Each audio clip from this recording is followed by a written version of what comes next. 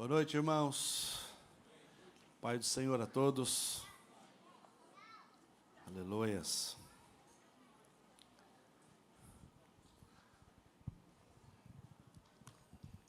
Que Deus possa nessa noite nos visitar com a sua presença. Na verdade, é tudo que nós precisamos, né? Da presença dEle. Porque sem Ele torna-se difícil as coisas acontecerem.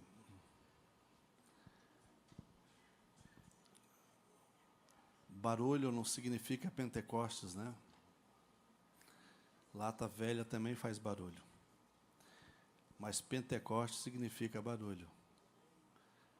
E nós precisamos da visitação do Senhor.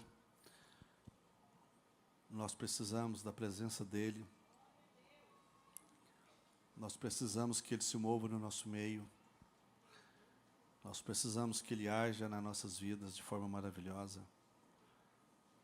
Mas é importante que você entenda algumas coisas que são básicas, como, por exemplo, honrar Ele. Enquanto a turma vai e volta, deixa eu passar algo para vocês. Eu participei de um seminário, um summit nos Estados Unidos, em Chicago, por 5 anos consecutivos. Esse summit acontecia na igreja do pastor Bill Hybels, né? Não sei se já ouviu falar Bill Hybels, mas é um excepcional pastor americano, com uma das maiores igrejas nos Estados Unidos. E nesse summit ele convidava pastores, né, os maiores pastores do mundo, em via de regra, a maioria era dos Estados Unidos mesmo. Ele convidava políticos, ele convidava empresários, ele convidava pessoas de vários segmentos. Eu tive o privilégio de conhecer lá na época Tony Blair, né, ex-primeiro-ministro da Inglaterra. Tive o privilégio de conhecer lá Condoleezza Rice, que era secretária de Estado do governo Bush. Também conheci lá Bono Vox, do U2. Eu tinha uma certa resistênciazinha com ele, tal. Mas quando eu vi o testemunho do cara, e ele falando que todas as composições dele, ele não faz uma composição que não tenha um nome do Senhor, que não conste o nome de Deus. E o trabalho que o cara faz no mundo é extraordinário, né? Enfim, conheci muita gente, mas, especificamente, o presidente mundial da Coca-Cola. Eu achei muito interessante a fala dele.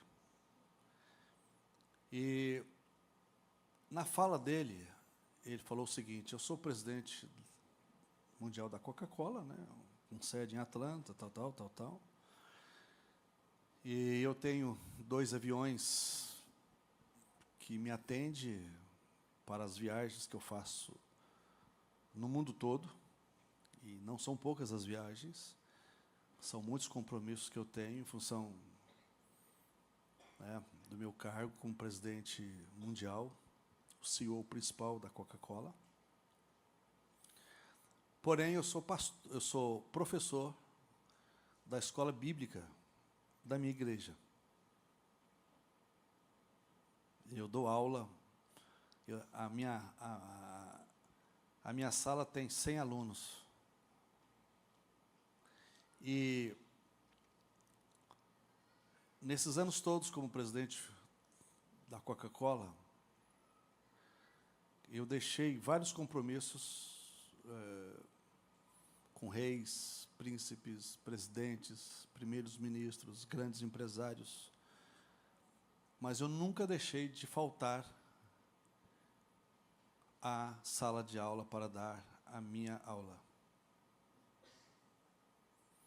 Não poucas as vezes eu saía do aeroporto indo direto para a sala de aula. E foi o período que mais eu logrei êxito na Coca-Cola. Como Deus me abençoou.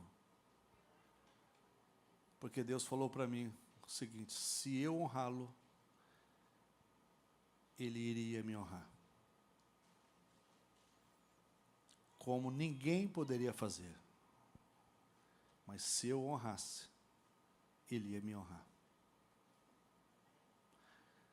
Eu falei, puxa vida, eu tinha que ter conhecido isso quando eu era empresário. Não? Fiquei conhecendo isso meio tarde. Quantas vezes eu troquei a igreja, cultos, por negócios, por jantares, e eu tinha agência de turismo também, então sempre tinha, enfim, essas porcariadas todas aí. E a gente acha que você dando atenção para as pessoas que você acha que podem beneficiar você, e você esquece que quem de verdade pode fazer alguma coisa para você é Ele. Só Ele. E eu nunca esqueci do testemunho dele. Nunca, nunca, nunca. Certo? Mas, de lá para cá, eu decidi, né, que o meu tempo, o meu maior tempo e o meu melhor tempo eu daria a Deus. Certo? Eu só não venho no culto, eu só não vou numa igreja quando estou num lugar que não tem igreja. Às vezes eu tiro férias, aí a minha mulher fica lá, você quer igreja, né? Eu falei, quero. Uma vez nós fomos tirar férias na Pernambuco, lá no meio do mato, não sei aonde lá, nem se lembro do nome do treco, uma cidadezinha pequena. Aí eu falei assim, olha, eu vi uma Assembleia de Deus ali, eu quero ir lá. Eu quero cantar um hino lá, da harpa cristã. Nós abrimos este culto. E vamos embora, o povo trem para... Eu lembro que eu cheguei lá na igreja, né? Lógico, disfarçado, que os caras querem saber quem que você é. Você descobre que você é pastor, eles querem que você prega, quer que você dá um testemunho, quer que você dá uma saudação. E eu falei, eles não podem me perguntar, porque se eles me perguntar, eu tenho que falar a verdade, mas eu não quero falar que eu sou pastor. Então, que eles não me perguntem nada. E se fizer o apelo, se quiser me levar na frente, eu vou também. Né? Não tem problema. Aceitar Jesus toda hora é bem-vindo, né, gente? Todo dia é bem-vindo. Nossa, nós cantamos 15 da harpa. Eu falei, nossa, coisa boa. Uns errados, outros certos. E foi embora. E o povo abaixava a cabeça e... Então, você que está aqui nessa noite, seja o que você faz, qual a atividade que você exerce, que tipo de negócio que você faz, aprenda uma coisa. Honre o Senhor. Honre o Senhor. Meu sábado é domingo. Tem uns malucos aí que estão querendo virar judeu. Eu acho a pior bobeira, porque as pessoas esquecem que o judaísmo é uma religião. O cristianismo é outra coisa. O judaísmo é uma coisa, o cristianismo é outra coisa. Para o judaísmo, tem o sabá. Ok. Para nós, cristãos, você tem que escolher o seu sábado. Para nós, cristãos, em via de regra, é o domingo. Então, no domingo eu não tenho negócio. Não tem negócio, não jogo tênis, não jogo bola, nada, nada, nada. É o dia que eu dedico ao Senhor. E tem me feito bem, muito bem. Certo? Porque isso gera proximidade. Você não tem noção quanto isso é importante. Você pode ter 1000 desculpas, você pode ser uma pessoa com dezenas e centenas de atividades, mas se você não entender o que é prioridade na sua vida, você não vai conseguir experimentar a presença de Deus na sua vida. A única forma de você experimentar a presença de Deus na sua vida é através da honra. Honra. certo? Honra, certo? Isso é importante, tá bom? Acalmaram, todo mundo entrou? Então, vamos lá. Abra sua Bíblia aí. 1 Crônicas, capítulo 12.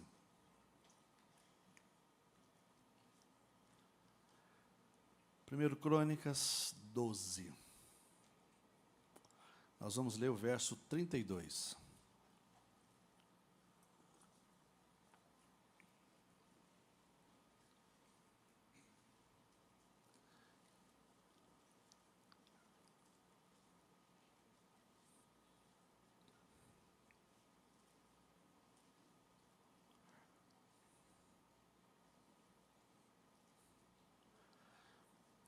Da tribo de Issacar, 200 chefes com seus parentes. Todos eles entendiam bem os conhecimentos daquele tempo e sabiam qual era o melhor caminho para Israel seguir. Aleluias. A história é uma galeria de quadros em que há poucos originais e muitas cópias. Entende? Isso foi uma palavra de um historiador francês. Ele fala que a história é uma galeria de quadros em que há poucos originais, porém muitas cópias. Então você precisa decidir o que você quer ser, original ou cópia, né? Issacar era o 9º filho de Jacó. Ele era filho de Jacó com a rejeitada Leia, né? Ou Lia. Então, ele era o 9º filho. Em Gênesis, no capítulo 49, Jacó reúne os seus filhos e os abençoa. Para mim, uma das partes mais belas, mais extraordinárias na Sagrada Escritura está aqui.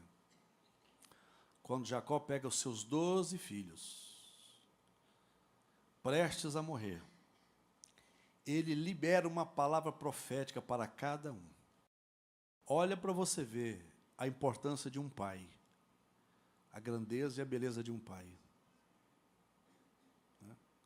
O que um pai significa? Que autoridade extraordinária. Então ele chama os meninos, quer dizer, meninos, né? O penúltimo filho dele, nessa época, tinha talvez 50, 60 anos, que era José. O último filho era Benjamim. Então, porque papai e mãe, filho não cresce, né, gente? Lembro da minha mãe me chamar na casa dela. Vem cá, menino. Eu falei, tá bom, mãe, o que a senhora quer? Hoje eu vi um menino entrando de bermuda lá na igreja. Você não pode deixar, não. Falei, ah, mãe, eu vou arrumar as calças e deixar lá do jeito lá. Não, eu estou falando sério com você, menino. Me respeita. Tá bom, mãe. Tá bom. Então, Jacó reúne os meninos dele, né? E os abençoa. Rubem, saem os guerreiros. Depois você lê isso lá, seria interessante. Sobretudo você, pai, que está aqui. Tá? Pega lá. Judá, a coroa. Foi ele que profetizou. De onde é que sairia a coroa? Os guerreiros. Levi, os sacerdotes.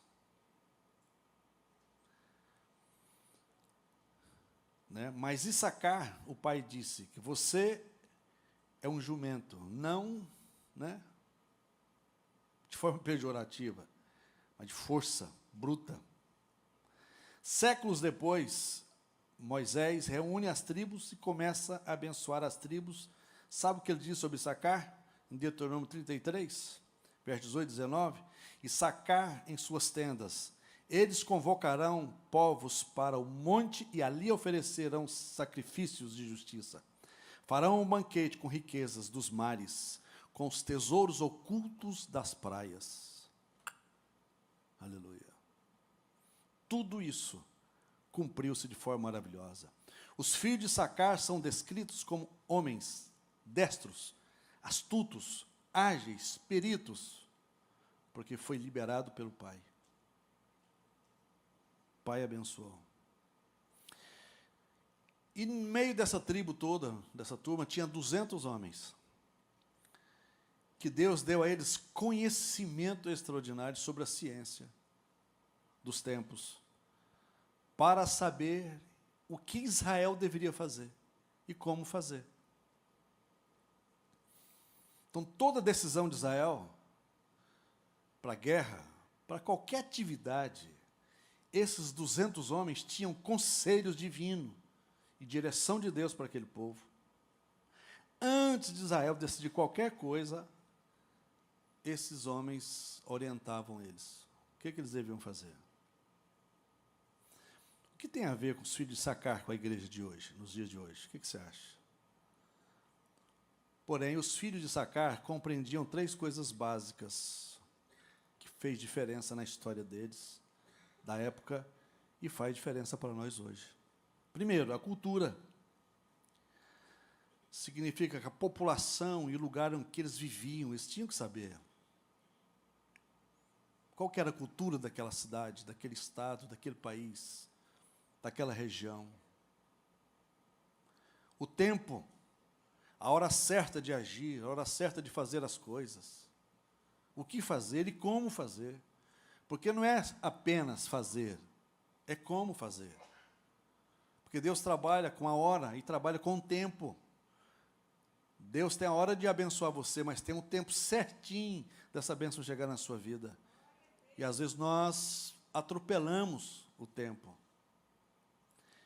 Mas também tinha estratégia, eles eram estrategistas. Sabiam o que Israel deveria fazer. Como fazer, em cada guerra, em cada momento. Por exemplo, Israel passou 40 anos no deserto. Você acha que como esses caras viveram ali, mais de 2 milhões de pessoas, um monte de animais? Como é que esses caras viveram? Sem confusão, sem problema, sem nada. Questão de alimentação, questão de asepsia. Como é que você acha? Havia homens inteligentes. Certo? Havia leis cerimoniais que tinham que ser aplicadas para o povo. O povo não podia comer nada sem lavar as mãos. Nós estamos falando de coisas que hoje os caras já sabiam disso lá atrás. Né? Então, veja bem, primeiro ponto nós vamos trabalhar. Nós precisamos compreender a cultura a qual nós estamos vivendo. Isso é importante para nós. Para você, pai, que está aqui, nós precisamos de entender isso. Qual que é a cultura do momento? Quais são as suas tendências, seus mitos, suas forças, seus perigos? Lamentavelmente, tem muitos pais que não estão nem aí para isso. Né? E por isso nós estamos vendo uma sociedade completamente destruída. Nós estamos vendo adolescentes, né, de 12 a 15 anos, de acordo com a Organização Mundial da Saúde, milhares de abortos de crianças de 12 a 17 anos. Doenças e mais doenças, DSTs, uma atrás da outra, crianças, meninas, meninos. Cultura equivocada. Pais não estão ensinando seus filhos como agirem, como precisa agir. Né? Eu já vi pai passar uma camisinha para um menino de 16 anos, para uma menina. Toma aí, ó, cuidado. Ok. Eu penso diferente. Porque você não consegue compreender cada relacionamento sexual que você tem, fora do seu casamento, ou antes do seu casamento, você está gerando aliança. Aí você faz uma aliança aqui, faz uma aliança ali, faz uma aliança, vai fazendo várias alianças. Eu te pergunto, como é que o futuro dessa pessoa, o que vai virar o futuro dessa pessoa? Zero. Totalmente destruído. Certo? As pessoas não conseguem entender isso. Um exemplo clássico. Daniel e seus amigos, eles conseguiram perceber duas estratégias malignas que havia no seu tempo. E com isso eles marcaram a geração deles. Daniel e os seus amigos, né, Daniel, Sadraque, Mesaque e Abednego, fizeram parte da segunda leva de escravos, né, de Israel para a Babilônia. E esses meninos, quando chegaram lá, foram oferecido a eles o mundo da época. Babilônia, a grande Babilônia, regada a muita droga, a muito álcool, a muita promiscuidade. E esses meninos chegaram lá, adolescentes, 15, 16 anos. E esses caras não se envolveram com nada da Babilônia. Baseado em quê? Baseado no crescimento deles, na história familiar deles. Baseado naquilo que eles ouviram dos pais, acerca do que Deus, o Deus eterno, fez na vida de Israel. Eles foram instruídos, ensinados. A cultura cristã, a cultura de Deus estava tão impregnada na vida desses camaradas que a liberdade que eles tinham e tudo aquilo que eles podiam fazer de errado, eles não fizeram.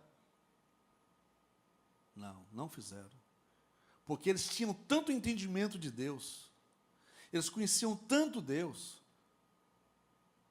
que eles decidiram viver de forma correta. E a primeira coisa que eles perceberam lá, absoluta destruição da identidade.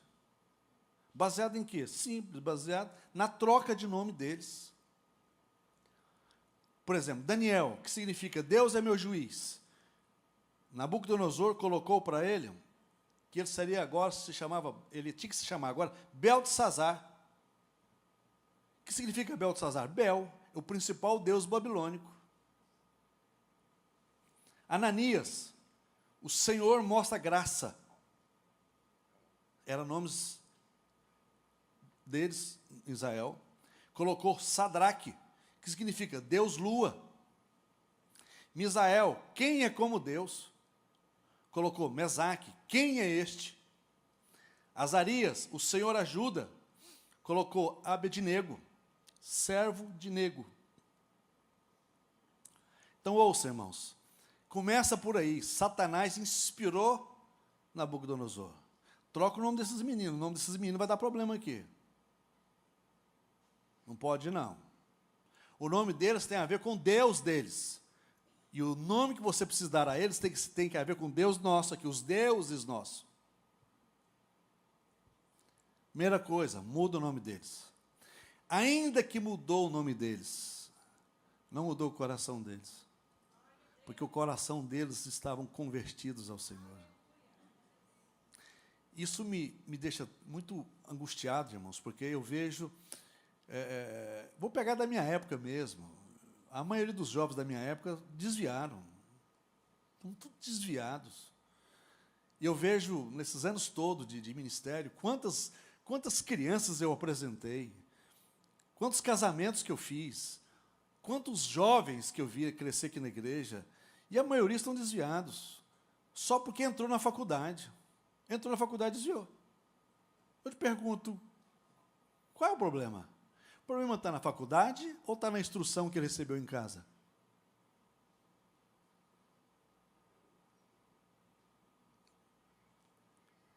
Estão se perdendo. Isso significa que nós estamos falhando em alguma coisa. Eu acho maravilhoso. Você tem condição de dar o melhor para o seu filho? Dê, por favor, faça isso. Pode dar uma boa escola? Faça isso. Pode os meninos fazer 1000 coisas durante o dia? Faça. Inglês, francês, balé, karatê, voadeira, salto mortal, salto triplo. Isso não é o problema. O problema está quando você esquece de discipular seu filho. Quando você esquece de ensinar seu filho que ele é servo de Deus. Essa menina é serva de Deus. Que o coração dele é do Senhor. E que os nossos conceitos, O nosso entendimento, o nosso modus vivendi é diferente. Não tem nada a ver com aí fora. Não, eu tenho que experimentar para ver se dá certo para me casar. Que conversa é essa? Onde você aprendeu isso? Ué.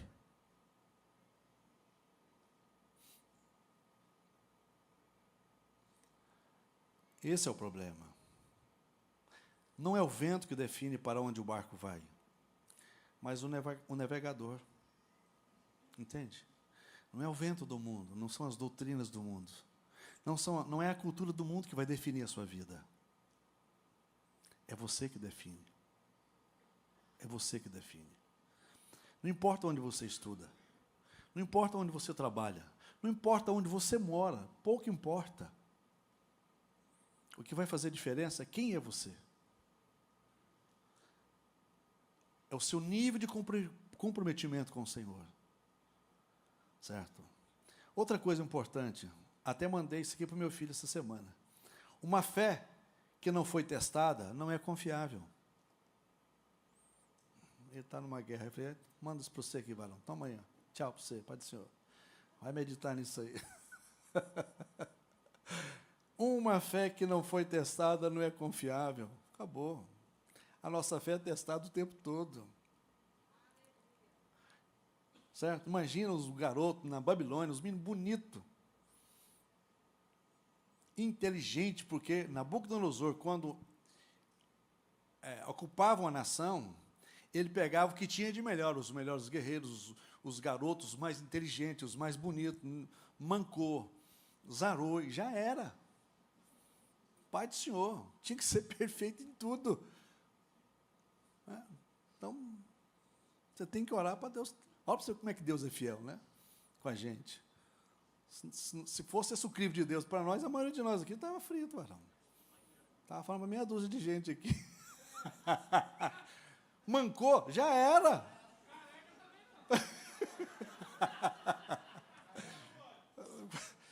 Então, veja bem, que coisa, que guerra espiritual, né?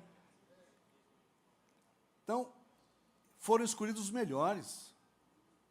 E eles estavam entre os melhores. Foram feitos testes. O que tinha de mais, os homens mais sábios da Babilônia pegavam esses meninos e faziam testes com eles. Todos foram aprovados. A história de vida de cada pessoa está escrita com base nos riscos, tanto assumidos como evitados. Grava isso. Toda a história de vida é minha e sua. Certo? Ela está com base nos riscos, tanto assumidos como evitados. Então, eu achei interessante o que esse cara disse. Um professor de Harvard chamado Robert Cabot. Se o ser humano não for ensinado a respeito do seu propósito, se não tiver uma base ética em sua formação, então, quanto mais ele souber, mais ladrões, delinquentes e inteligentes teremos. Pois o conhecimento é eticamente neutro. Dessa forma, se a educação pudesse resolver os piores problemas da sociedade, não existiriam crimes de colarinho branco. Outro detalhe. Por incrível que pareça, irmãos, uma nação, quanto mais leis essa nação tem, mais problemas éticos essa nação tem. Mais problemas éticos. Muitos problemas. E esses meninos foram éticos em tudo, com Deus, com a sua nação, com seus pais. Eles decidiram pagar qualquer preço para viver uma vida de integridade. Não aceitaram que a cultura babilônica destruísse a cultura cristã que estava na alma deles. Eles não negociaram isso. Não negociaram. Não negociaram. Há muitas coisas que podem prender os meus olhos. Isso é para todos nós, ok? Grava isso. Há muitas coisas que podem prender os meus olhos, mas muito poucos são capazes de prender o meu coração. Esse é o segredo. Guarda o seu coração. Guarda o seu coração. Proteja o seu coração. Tudo aqui nessa vida é muito passageiro. Tudo aqui nessa vida, por mais honras que você receba, por mais graduado que você seja, por mais próximo que você seja, por mais conhecimento que você tenha, tudo isso aqui não representa nada diante da grandeza de Deus. Diante daquilo que Deus tem para mim e para você. Eu te pergunto, o que nós podemos aprender? Olha a cultura que nós estamos vivendo na nossa nação. Certo? O que as nossas crianças estão aprendendo nas escolas? Sobretudo as escolas públicas. O que você acha que vai virar essa nação? O que resta são filhos de cristãos, os nossos filhos, para que você ensine Jesus sobre eles. Quando você vai na casa de um judeu, eu já tive a oportunidade de fazer isso lá em Israel. Quando você vai na casa deles, tem um negócio que chama memorar, eles colocam na parede, bem na porta central, e lá tem a palavra de Números capítulo 6, alguma coisa assim, que fala de todas as promessas de Deus para eles. Está lá. Eles pregam bem na entrada da parede. Mezuzá, um negócio assim, bem bonito. Está lá. E lá fala para eles, não esqueçam. Quando você for abençoado, quando você for próspero, quando você crescer, quando você florescer, não esqueçam que foi o Senhor que fez isso. Não esqueça, não esqueça, não esqueça. Não esqueça que foi Deus que fez isso para você. Isso está na mente deles todos os dias. Toda hora, todo momento. O cara cresce, ele sabe que foi Deus. Ele é promovido, ele sabe que foi Deus.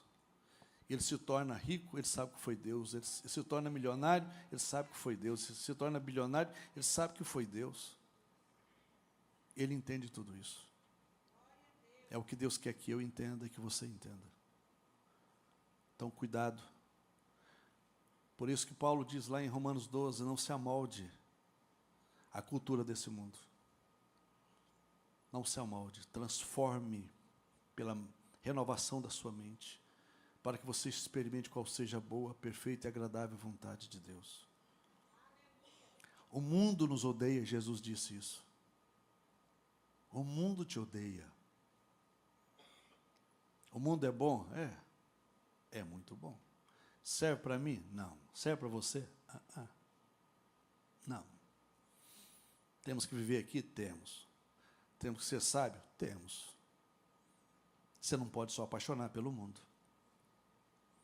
Porque ele vai matar você, ele vai destruir você. Certo? A nossa origem não é aqui.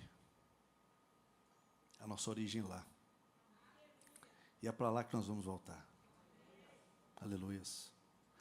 Outro ponto que eles perceberam, esses meninos, a relativização do sagrado. Então, vocês podem servir a Deus. Ok. Daniel, você pode continuar orando 3 vezes ao dia, com a janela aberta para Jerusalém. Porém, qual o problema de você ajoelhar diante de Bel? Daniel, você pode continuar orando.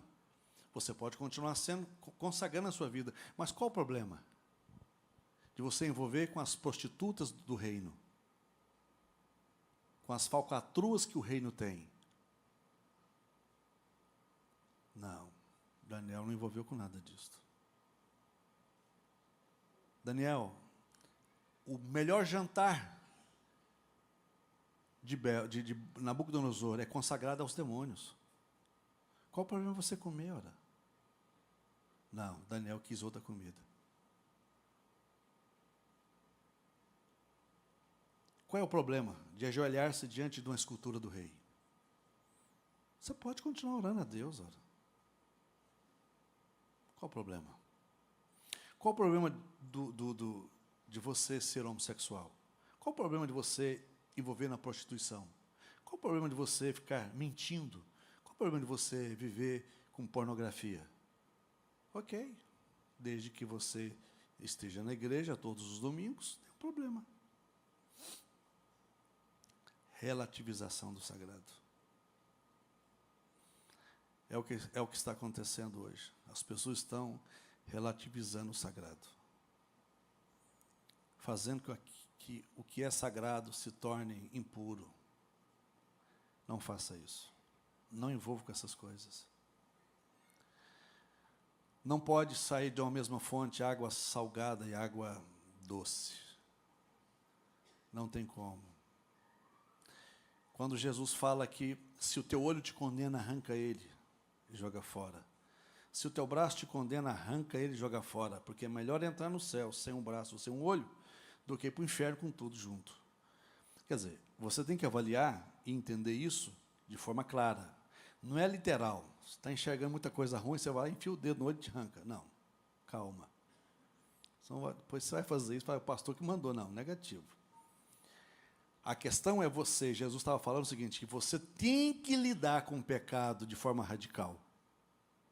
Você tem que lidar com as coisas erradas de forma radical. Você tem que ser radical. Acabou. Não tem que brincar com a coisa errada. Não tem que brincar com as coisas que ferem Deus. Você tem que ser radical. Pronto, acabou. Não dá. Não vou envolver com isso. Não posso, não vou. Então, essa relativização do sagrado é muito sério. E com isso está destruindo as pessoas. Né? Por isso tem muita gente com corpo de ferro, mas pés de barro. Estão aí. Por que nós temos muitas pessoas com sérios problemas emocionais no seio da igreja? Por que nós temos muitas pessoas no seio da igreja que ainda conseguem ver demônios nos seus quartos, na sua casa, vultos dentro de casa e uma série de coisas? Porque tem alguma coisa que está errada.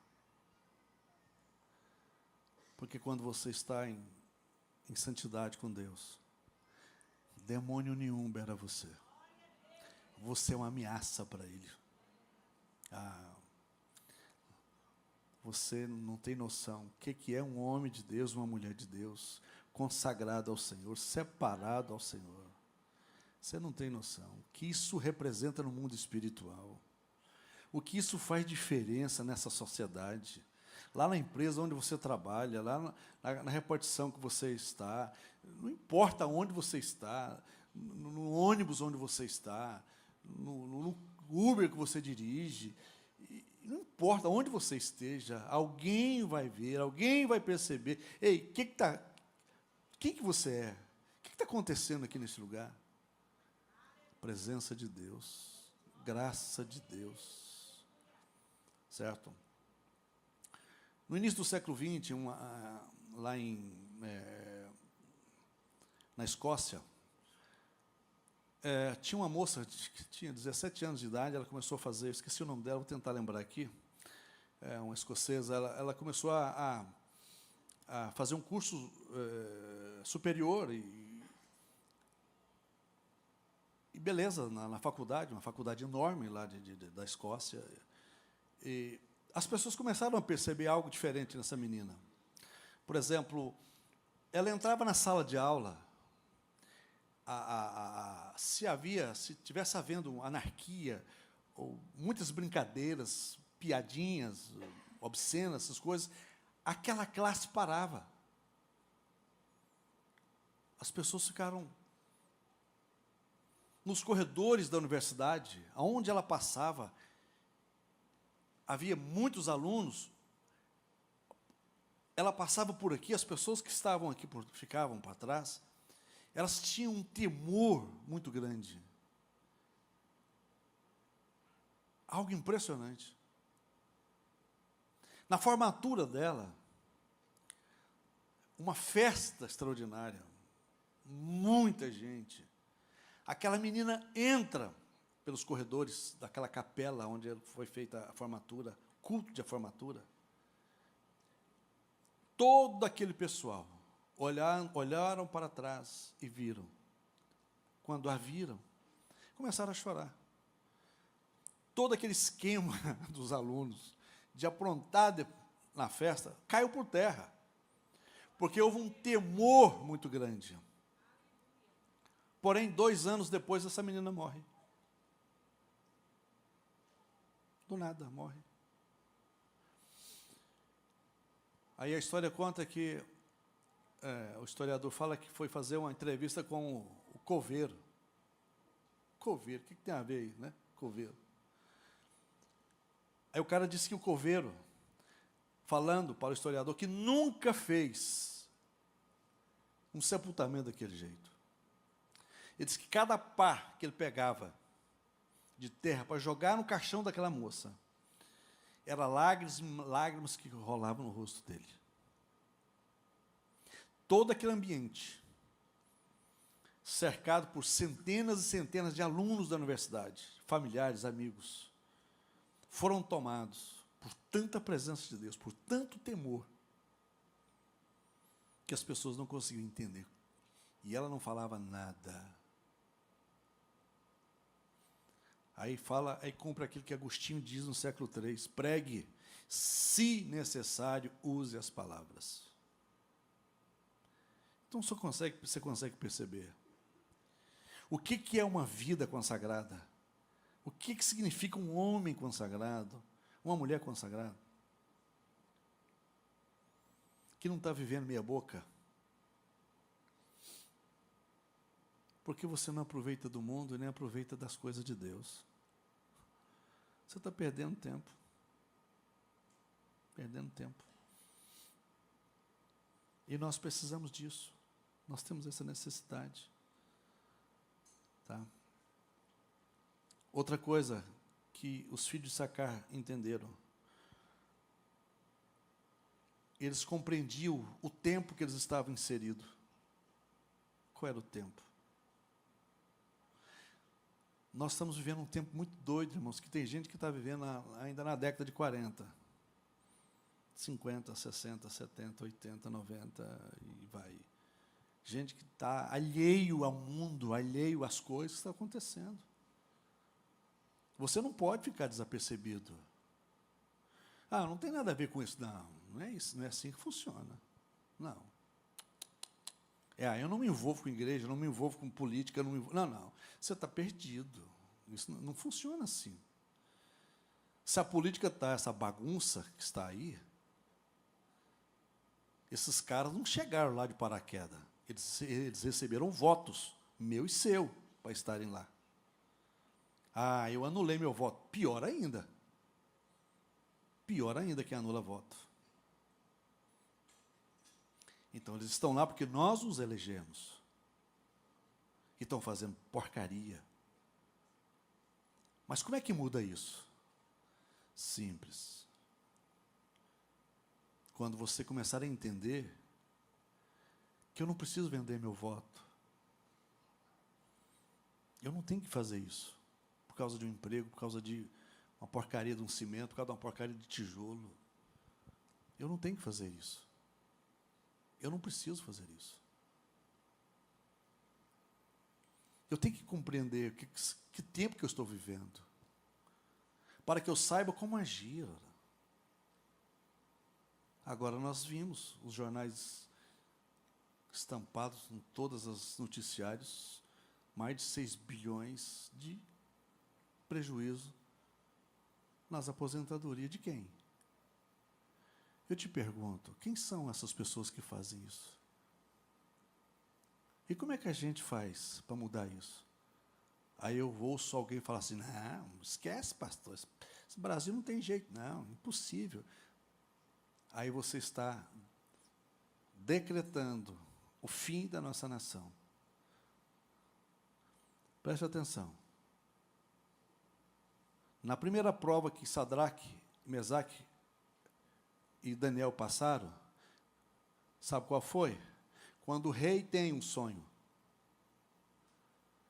e ele define que o sonho dele ele não contaria para ninguém, os magos, os astrólogos e toda aquela tropaiada que estava lá, adivinhos, já que estavam ganhando e comendo bem do reino, tinham por obrigação de contar o sonho que ele teve e dar a revelação, senão iam morrer. Ok. O tempo estava esgotando. O rei pressionando, vou matar essa turma. Aspenaz, chefe dos eunucos, que tornou-se amigo de Daniel, Sadraque, Mesaque e Abednego, foi lá e contou para eles, olha, o negócio está ficando feio, vocês vão morrer. E eu gosto de vocês, eu não queria que vocês morressem. Daniel fala assim, fala para o rei, me dá um tempinho. Eu vou orar a Deus. O tempo vence, ele vai no rei e conta para o rei o sonho que ele teve. O cara já ficou assustado. Assustado. Aí ele dá a interpretação do sonho. Final de tudo. O que Nabucodonosor diz? A partir de hoje, quem não passar a servir o Deus de Daniel, Sadraque, Mesaque e Abednego, vai morrer, sou infeliz. Vocês têm que servir o Deus dele. Então, ouça, eu estou falando de uma nação poderosa. Uma nação grande. Porque ela governava sob 127 províncias na Babilônia. Foi a grande Babilônia, a poderosa Babilônia. E 4 garotos, em santidade, em comunhão com Deus, mudou a história de uma nação. Ok? Estão entendendo? Ou não estão acreditando? É assim que funciona. É assim que funciona. Agora, quando eu, cristão, digo, não tem jeito esse país, realmente não tem jeito mesmo. Sabe por quê? Porque eu não consigo ver que o Deus que eu sirvo é capaz de fazer alguma coisa. O negócio está tão feio que Deus está de mãos atadas. Tem gente que está pensando assim. Deus está tão incapaz, tão impotente, que Ele não dá conta de resolver o problema dessa nação. O trem está feio. Não é? Está feio. Esse governo está complicado. O judiciário desse país está tudo perturbado. Então, não tem jeito, não tem jeito, não tem jeito. E o cara sai espalhando esse treco. E se nós mudarmos isso? O que você acha? Porque a Bíblia diz que Deus estabelece reis. Deus tira reis. Tudo depende dele. Mas o que Deus faz? Tudo que Deus faz é em razão de oração. Mas quando eu digo que não tem jeito, não tem jeito. Mas quando eu digo, não, peraí, vamos mudar esse negócio? Vamos. Tem jeito? Tem. Mas nós somos poucos, não importa, irmão. Deus não está preocupado com quantidade. Eu estou falando para vocês, 4 garotos. 4 garotos. Os garotos decidiram não se contaminar com a comida do rei. Esses caras decidiram não se envolver com a cultura do reino. Puxa vida, a priori, eles tinham toda a liberdade para fazer isso, e talvez nenhuma razão para adorar a Deus. Por quê? Porque eles foram expulsos do seu país. Seus pais, possivelmente, foram mortos. Eles estavam como escravos. Então, por que não envolver na bandalheira que tinha lá? Mas eles sabiam que havia um Deus poderoso. Aleluias. E é isso que eu tenho falado para as pessoas que eu convivo perto, que estão desanimadas do país, estão desanimadas da nossa nação. Não desanima não. Vamos buscar o Senhor. Vamos buscar o Senhor, vamos clamar o Senhor. E Deus vai começar a fazer grandes coisas, a começar de onde? Da minha vida, a começar na minha família, a começar na minha igreja, aqui, nesse pedaço aqui, irmãos. Ó. Imagina quando você começar a ficar igual aqueles, como chama aquele treco? Que usou na construção para compactar. Sapão, você ficar com um sapão dentro dessa igreja, mas glória a Deus. Aí eu vou falar assim, que sapaiada santa, Senhor, glória a Deus. Você que é arrumadinha, ajeitadinho, mal dá glória a Deus. Começa a embaçar aí. Aleluias. Hoje pela manhã uma jovem senhora me procurou aqui dizendo, pastor, eu tive um sonho essa semana.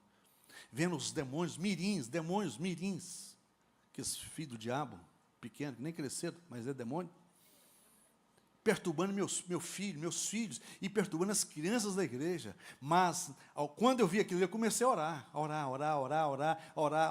e os demônios foram embora, no sonho. E quando eu vi, eu acordei, meu marido me sacudindo.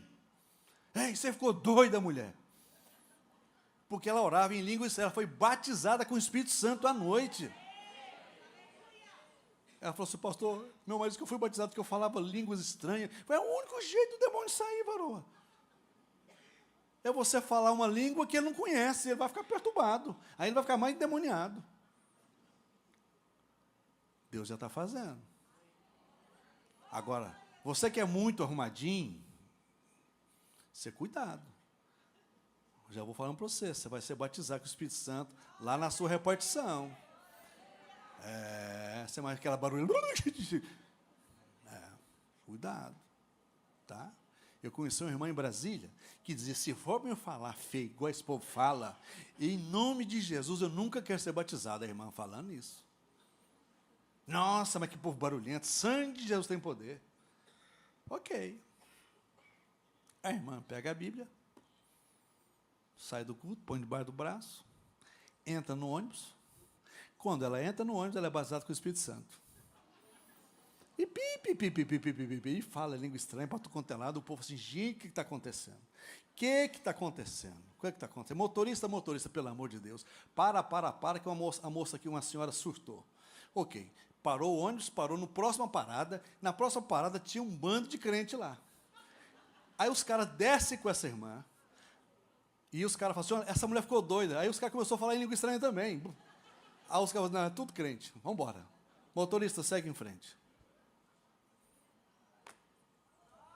Tá bom? Então, você que é arrumadinho demais, se prepara. Eu tinha uma vergonha de falar em língua estranha, uma misericórdia, sangue de Deus tem poder. Um dia eu falei língua estranha lá na minha casa, na minha mãe, eu falei, o que está acontecendo com você? Essa igreja está deixando você doido. Certo? Eu falei, não, mãe, eu não parava, eu tentava parar e não conseguia. E ela põe a mão na minha cabeça, sangue tem poder, sai demônio do meu filho. Eu falei, mãe, não é demônio. Eu não conseguia falar para minha mãe que não era demônio. Não, mãe, não é demônio, não, é o Espírito Santo, mãe. Aí, deixa, passou. Amém? Olha o que Timóteo diz. Porque haverá homens amantes de si mesmos, avarentos, presunçosos, orgulhosos, blasfemos, desobedientes a pais e mães, ingratos, profanos. Você conhece alguém assim? Vou continuar, presta atenção. Sem afeto natural, irreconciliáveis, falsos acusadores, incontinentes, cruéis, inimigos daqueles que são bons, traidores, obstinados, soberbos, mais amantes dos prazeres que amantes de Deus, tendo aparência de piedade, mas negando o poder dela. Olha o que Paulo diz, destes afasta-te, que sempre aprendem e nunca são capazes de chegar ao conhecimento da verdade. Certo? Esse é o tempo que nós estamos inseridos. Esse tipo de pessoas aqui nós convivemos todos os dias com elas. E você tem que estar atento quanto a isso. E Jesus fala o seguinte, Mateus 24, cuidado que ninguém os engane, pois muitos virão em meu nome, dizendo, eu sou o Cristo, e enganarão a muitos. Cuidado. Eu tenho cuidado de orientar vocês, que tem pastor que acha que as ovelhas são dele, é dele, né? E quer mandar de forma esquisita, estranha. Eu nunca proibi ninguém de visitar outra igreja. Você é livre. Você faz o que você quiser. Porém, seja cuidadoso. Aonde é que você vai? Seja cuidadoso com pessoas que lá nessa igreja colocam a mão na sua cabeça. Cuidado. Cuidado. O ensino errado, um ensino maligno, medíocre, a eficácia dele, a ação dele é tão forte, que às vezes tudo que você aprendeu certo aqui, você vira da noite para o dia. Você esquece. Então seja cuidadoso onde você vai. Certo? Seja cuidadoso. Quem põe a mão na sua cabeça? Quem que está te orientando? Quem está te aconselhando? Sabe? Ok? Versículo 12 e 13. Devido ao aumento da maldade, o amor de muitos se esfriará, mas aquele que perseverar até o tempo será salvo. Olha bem. Olha que coisa interessante esse versículo aqui, o 22. Se aqueles dias não fossem abreviados, ninguém sobreviveria. Mas, por causa dos eleitos, aqueles dias serão abreviados. Nós estamos vendo ou não os dias sendo abreviados? Estamos em maio, irmãos. Hoje é 4. Hoje é 4 de maio. Parece que a virada do ano foi esses dias atrás, que eu estava num jejum de doce e ganhei 10 pudim. Nunca ganhei tão pudim na minha vida, irmão. Depois saí do jejum, nunca ninguém me ofereceu um pudim depois disso. É só entrar no jejum. Pastor, você quer um pudim? Mas para quê? 10 de uma vez. E cada um é bonito que o outro. E eu quase falei, Senhor, libera só hoje. Aí eu prometo para o Senhor que eu aumento mais 2 dias. Mas não deu certo. Qual a sua estratégia? Para ser útil e te ajudar na cultura e no tempo chamado hoje, nós precisamos de estratégia. Ok? Qual é a nossa estratégia? Uma vida de oração. Uma vida de consagração. Hoje eu falei para um casal aqui, que está passando muitos problemas. Falei, sabe qual que é o problema de vocês? E o problema da maioria do nosso povo? É simples.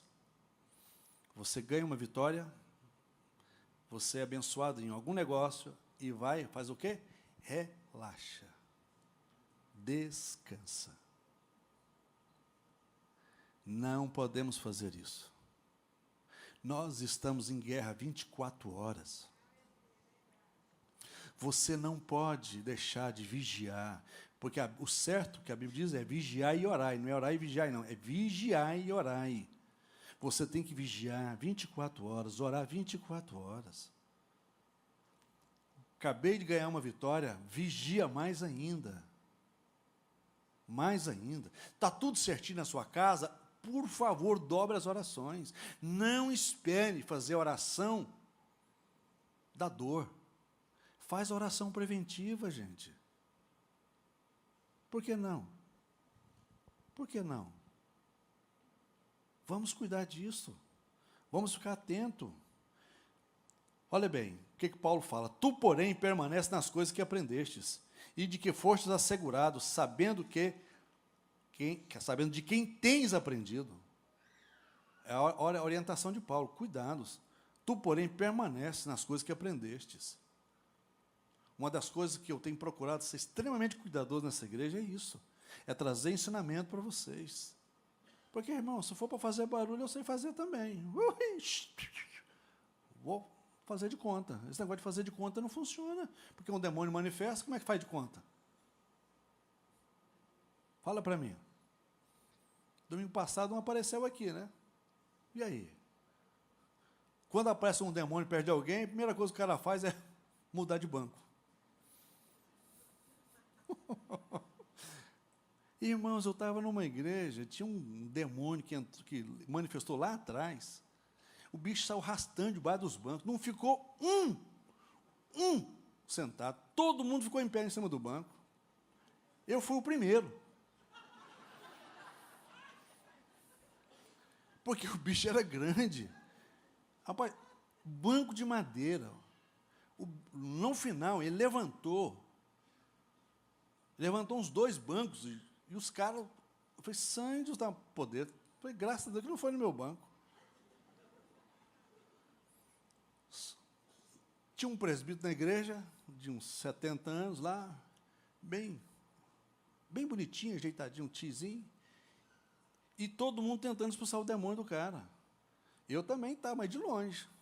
Falei, se sair bem, se não sair... Beleza. Esse tizinho chegou lá, eu vi, e falou no ouvido dele, sai! Irmãos, os demais obreiros que estavam lá, a começar de mim, nós ficamos tanta vergonha, porque eu falei sai tantas vezes, para ele sair. Ele não saía. Não foi só eu, não, uma turma lá. O tizinho lá do outro lado veio, sai! Depois eu falei, irmão, como é que faz esse negócio? Meu filho, é só jejuar mais, você está muito na carne. Eu ainda tive que ouvir isso. Falei, tá bom, tio, não precisava ter perguntado, não. Amém? A chave para a igreja do século XXI será a sua saúde espiritual, não o seu crescimento. Ok? Essa é a chave para a igreja do século XXI. A sua saúde espiritual. Não é o seu crescimento. Você acha que eu estou preocupado? Eu quero que todas essas cadeiras sejam tomadas por gente, todos os cultos. Porque isso para pastor é bom, é ruim quando você chega na igreja, tem uns gatos pingando. Mas, e Deus tem me feito entender exatamente isso aqui. Se vocês forem saudáveis espiritualmente, essa igreja vai crescer de forma assustadora. Porque você vai ser uma árvore frutífera. Você vai produzir frutos. Porque não é pastor que gera ovelha. Pastor cuida de ovelha. Quem gera ovelha é ovelha. Aí eu te pergunto, nós estamos em maio. Já no 5º mês estamos entrando. Quantas pessoas esse ano você trouxe na igreja? Me conta. Não precisa responder. A maior dificuldade é você convencer você mesmo de vir. Não é assim? Tem dia que você não está afim de vir e não vem. Agora, quando você estiver curado, saudável, a sua vida vai impactar as pessoas. A sua fala, o seu testemunho. Todo mundo vai querer estar perto de você. Todo mundo vai querer saber onde é que você congrega. Mas nós estamos com os mesmos problemas que as pessoas ímpias estão. Nós estamos dando chilique, nós estamos dando piti, nós estamos brigando fácil, nós estamos com os problemas que as pessoas têm no casamento, nós não ajustamos, nós não acertamos, nós não nos perdoamos, nós brigamos, nós mentimos, nós inventamos. Eu te pergunto, e aí? Então nós precisamos dessa saúde espiritual. E é a minha oração todos os dias. Porque igrejas saudáveis, irmãos, não necessitam de atrativos para crescerem. Igrejas saudáveis crescem naturalmente. Naturalmente. Eu estava lendo sobre um cara chamado Samuel Shadik. E ele falou um negócio muito interessante. Ele diz que os verdadeiros homens de oração são trabalhadores solitários. Sim ou não? Sim. Jesus, na noite que ia morrer, quantas vezes ele teve que acordar a turma lá para orar? Quantas vezes? Homens de oração, verdadeiros homens e mulheres de oração, são trabalhadores solitários. Você tem que passar as madrugadas sozinho, dias e dias sozinho. Agora, faz uma festa. Põe uma picanha lá.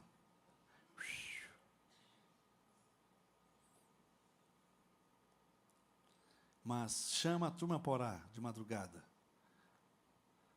É solidão. Mas é o que faz diferença. É o que vai mudar a nossa sorte, é o que vai mudar a nossa história. É o que vai fazer com que você seja curado, sarado, restaurado. É o que vai fazer com que você tenha apetite pelas coisas de Deus. É o que vai fazer você ter sede de Deus de tal forma que você não vai sair da sua casa para vir aqui para buscar nada. Você vai vir para trazer o seu louvor, a sua adoração. Você não vai ter que lutar contra a sua carne para estar aqui. Você não vai ter que ficar dando desculpas para estar aqui.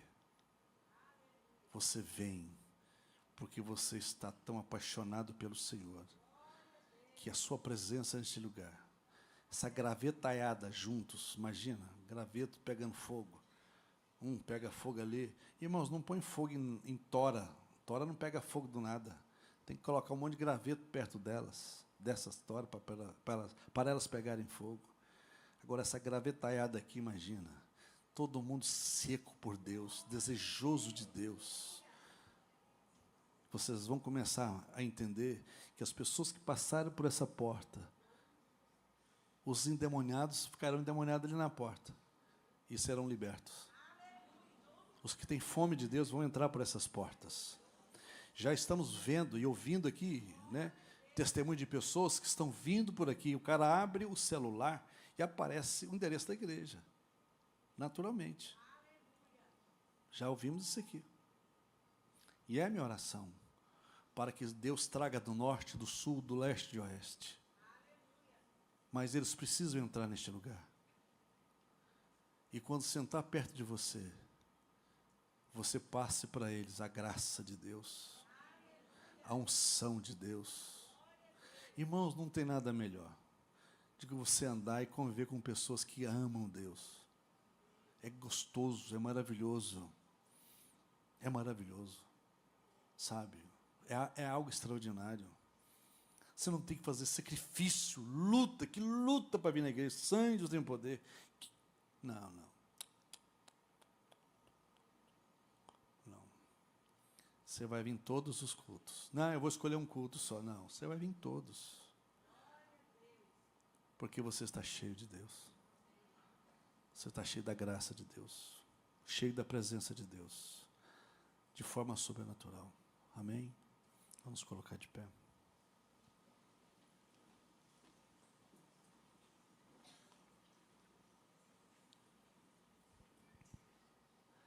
Aleluia. Se eu dizer algo para você.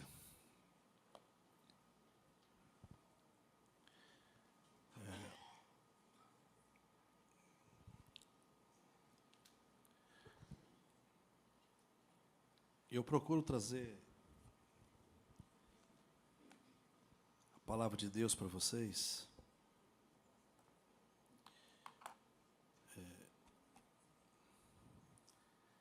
E não longe de qualquer sentimento de ser melhor do que alguém, de ser mais crente que alguém, de ser mais santo do que alguém. Nada disso. Absolutamente nada disso. Eu trago isso para vocês porque eu tenho fome de Deus. Eu quero que a minha vida seja gasta com as coisas de Deus.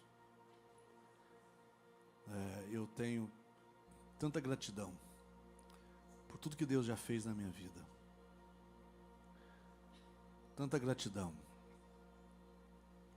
pelo que Deus já operou na minha casa. Não poucas as vezes Deus traz à memória, na minha memória, coisas que eu era criança ainda, não tinha noção. Eu me lembro que aqui em Goiânia, aos 10 anos de idade, eu vinha para a igreja católica, aqui na praça, Boaventura. A igreja velha, não era nova. Dali, na missa de manhã, eu estou falando 10 anos de idade. Minha mãe dormindo, e eu vinha para cá. E eu ficava pensando, o que eu vim fazer aqui? O que eu vim fazer aqui? Eu saía da igreja, pegava a linha do trem e seguia ali para o lado do bairro Feliz. E lá, ali na Curva da Morte, se alguém conhece, tem umas casas do lado de cima, ali era um morro, lembra? Era um morro, naquela época era morro, né? Porque eu era pequenininho, então era morro. Mas é uma baixada que só. Eu ia para lá, eu ficava até as 11 da manhã lá, orando.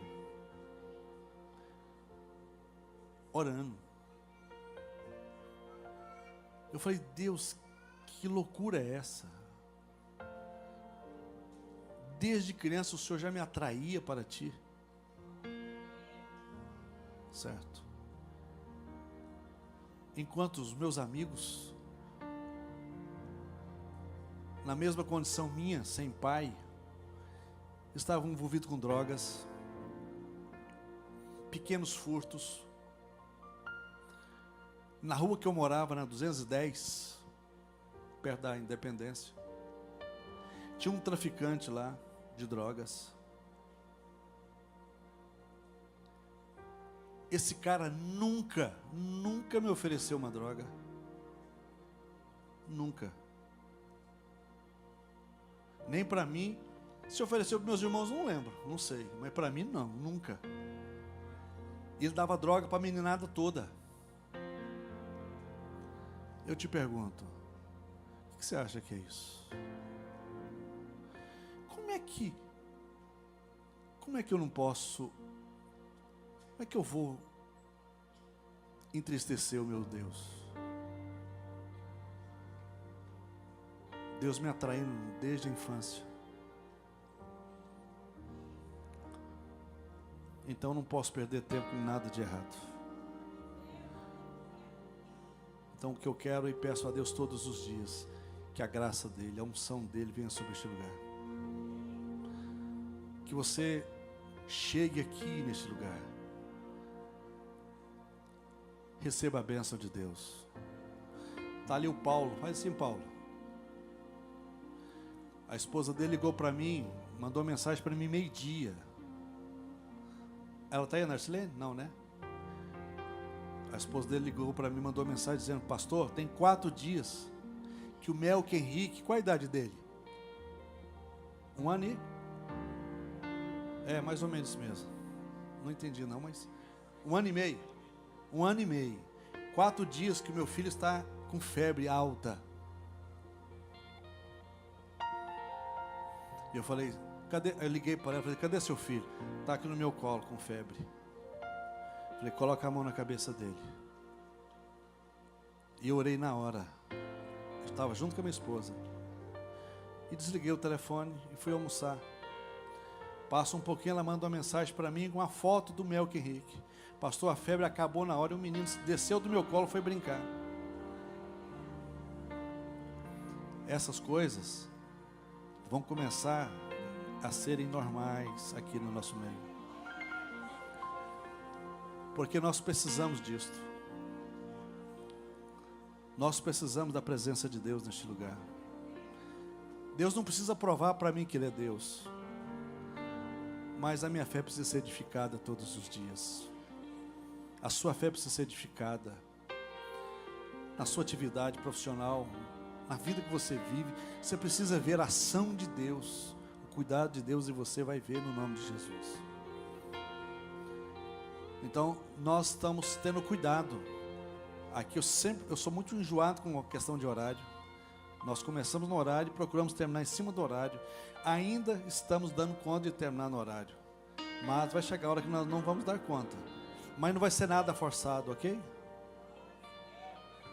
Vai ser espontâneo. A presença de Deus vai ser tão grande na sua vida que o Senhor vai ocupar todo esse ambiente com a presença dEle. Aleluias. Você crê nisto? Então se prepare para isso. Vamos participar da Santa Ceia.